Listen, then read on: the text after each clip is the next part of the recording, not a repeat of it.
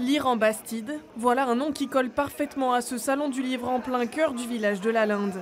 Et les premiers à venir à la rencontre des auteurs, ce sont les habitants eux-mêmes. On est vraiment un petit village, et on est vraiment heureux d'accueillir tout le monde et tous ces gens, et je trouve que c'est vraiment une réelle chance.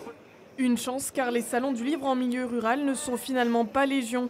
C'est ce qui a poussé l'association Lire et Relire à lancer son festival littéraire. Et dès sa première édition, le festival affiche ses ambitions. En même temps, il y a des gens qui lisent aussi ici. Donc pourquoi ils n'auraient pas la chance de rencontrer leurs auteurs favoris? Donc c'était quand même un pari un peu fou, mais surtout parce qu'on est parti directement sur un salon un peu de grande ampleur quand même, avec le nombre d'auteurs, avec ceux qui viennent de plus ou moins loin. Guillaume Chérel, par exemple, est venu de Paris pour rencontrer les lecteurs périgourdins et porte un regard plutôt bienveillant sur cette toute première édition.